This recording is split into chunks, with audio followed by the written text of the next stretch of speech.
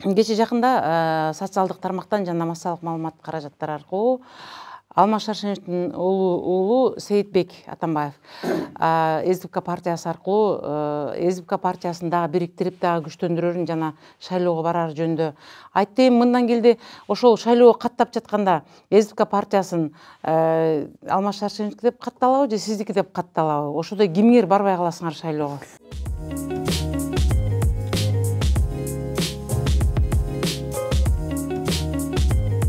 Эми сиз мен сыйлаган, мен урматтаган мыкты журналисттериңиздесиз.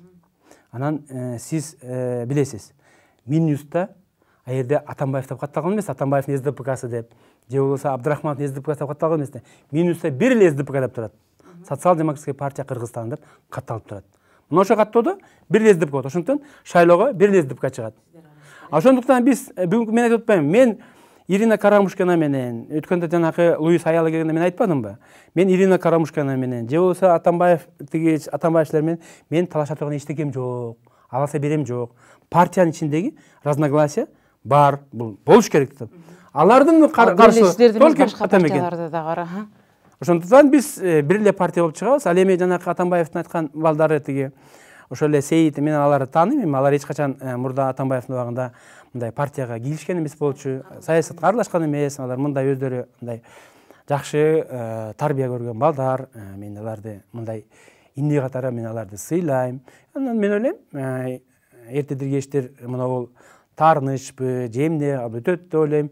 Анан партияга мындай партиянын ичинде ынтымак болуш керек. Да, плюрализм мнение болуш керек. Атамбаевдин убагындай диктат болбош керек. Плюрализм мнение болуш керек. Мен ойлойм, эртедир кечтир мына бул биз мындай ажырымды биз ойлойбуз. Мына азыр жергиликтүү 12 апрелде жергиликтүү шайлоо болот. 5 шаарда жана 25 айыл өкмөттөрүндө болот. Сиздер катышасыздар? Биз катышабыз, ошондо биз экзамен тапшырабыз. Бул биздин жогорку кеңештин астында боло турган экзамен болот да.